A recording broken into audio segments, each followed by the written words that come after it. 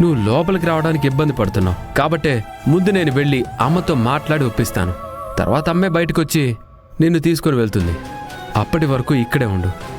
ఆనంది, అశ్విన్ వెళ్ళిపోయినా వెళ్ళిపోతాడు. తనని వెళ్ళనివ్వకుండా నువ్వు చూస్తూ ఉండు. అలాగే సార్.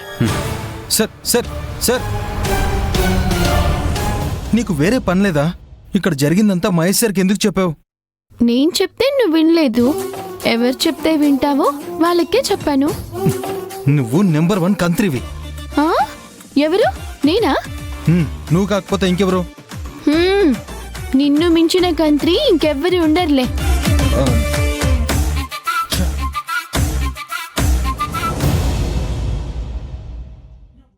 అమ్మా,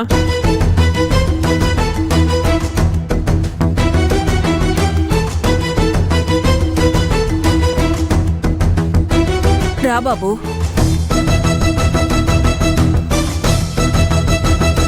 కూర్చో బాబు, కాఫీ తీసుకొస్తాను. అమ్మా ఇప్పుడే వద్దు, మీతో కొంచెం మాట్లాడాలి. ముందు కూర్చోండి.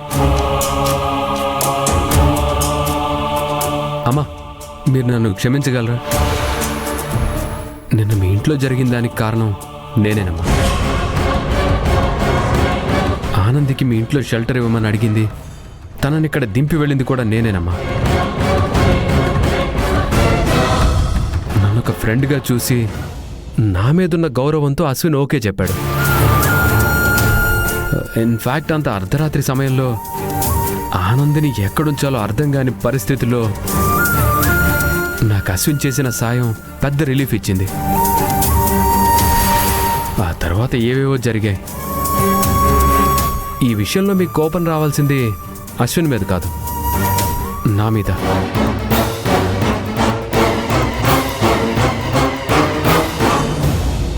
ఆ అమ్మాయి మా ఇంట్లో ఉండటానికి చోటిచ్చినందుకు నాకు కోపం రాలేదు బాబు.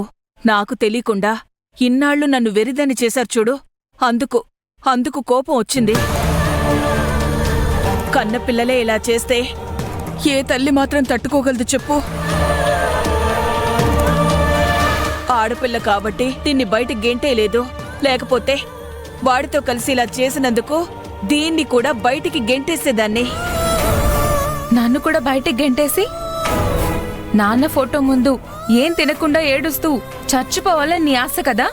నువ్వు మాట్లాడొద్దు. పిల్లల్ని బయటికి పంపించే నువ్వు హాయిగా బిర్యానీ తినే రకం కాదని నాకు తెలుసమ్మా. అందుకే అన్నని మహేష్ గారు పిలవగానే వచ్చేశారు. అది అర్థమై కాదు, అర్థం చేసుకోకుండా ఉండాలంటే. నేనేదో చాలా మాట్లాడాలి, మిమ్మల్ని కన్విన్స్ చేయాలని వచ్చాను. ఇప్పుడు నేను ఒప్పుకోలేదే. అయితే మరి ఇంటి బయట ఉన్న అశ్విన్ని తిరిగి తీసుకెళ్ళిపోమంటారా?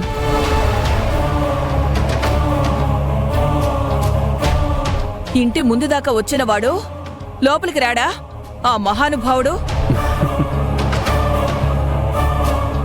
అంత పొగరా? పొగరు కాదమ్మా, మీరంటే భయం.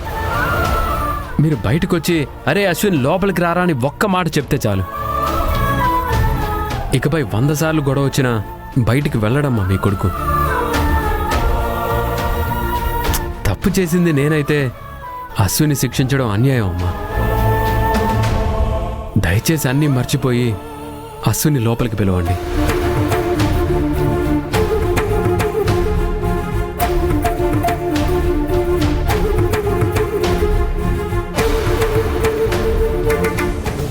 నేను బయటికి రాను బాబు, వాణ్ణే లోపలికి రమ్మని చెప్పు.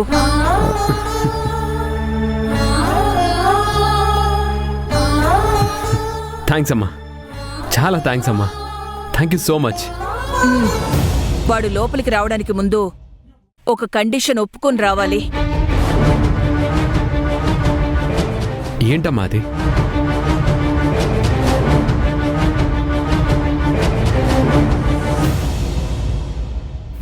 జరిగిందా సార్? నేను చెప్పినట్టే జరిగిందా? మా అమ్మ ఎంత చెప్పినా వినలేదు కదా. మా అమ్మ గురించి నాకు తెలీదా? తనొకటి అనుకుంటే అలాగే జరగాలి అనుకుంటుంది. ఏదైనా తప్పు జరిగితే అసలు అలా ఎందుకు జరగాల్సి వచ్చిందో అని ఆలోచించదు. చాలా పట్టుదల గల మనిషి. పదండి సార్, వెళ్ళిపోదాం. బయట అశ్విన్. ఇంతలా ఆవేశపడితే ఎలా అశ్విన్? సార్, అమ్మ ఏమన్నారు? అశ్విని లోపలికి రమ్మన్నారు.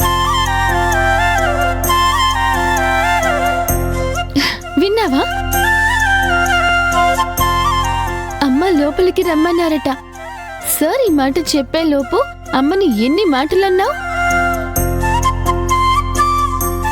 అమ్మ మనసు అర్థం చేసుకోలేని కొడుకువి నువ్వు.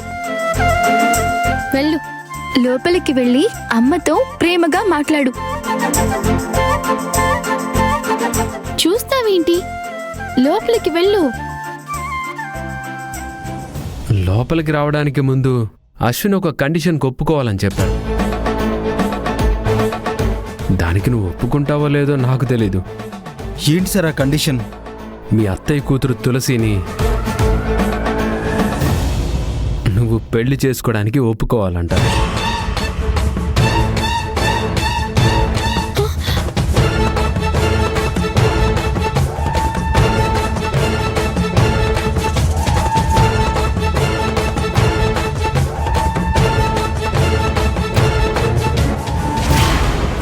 సార్, బ్లాక్మెయిల్ చేస్తుందా మా అమ్మ?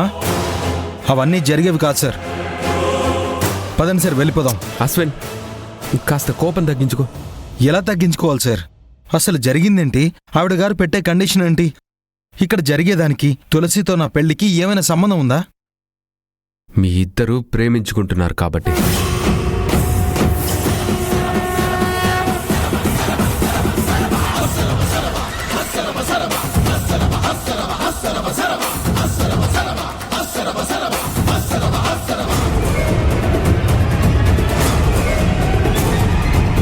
సార్, మీ ఇద్దరూ ప్రేమలో ఉన్నారని అమ్మ అనుమానం.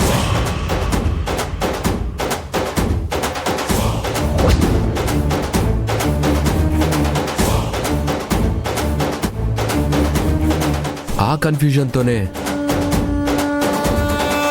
నీకు కండిషన్ పెట్టారని నా డౌట్. నీ మనసులో అలాంటి ఆలోచన లేదని, మీ ఇద్దరూ కేవలం మంచి స్నేహితులు మాత్రమేనని అమ్మకు అర్థం కావడం లేదు అసలు. సో నువ్విప్పుడు ఆవిడ కండిషన్కి ఓకే చెప్పాల్సిందే. సార్, మీరు కూడా అలా మాట ఇవ్వడం నా వల్ల కాదు సార్. చూడు అశ్విన్, ఈ కండిషన్కి నువ్వు ఓకే చెప్తావనే నమ్మకంతో అమ్మకి చెప్పొచ్చాను. సార్, మీరు కూడా అలా ఎలా మాటిస్తారు? నీ ప్రాబ్లం నాకు తెలియక కాదు, అంతా తెలుసు కాబట్టే చెప్తున్నాను. ఏం తెలుసు సార్ మీకు? ఆ తులసితో పెళ్లి కొప్పుకుంటే నువ్వు ప్రేమిస్తున్న అమ్మాయి నీకు దూరం అవుతుందని నీ భయం. ఆమె కరెక్ట్?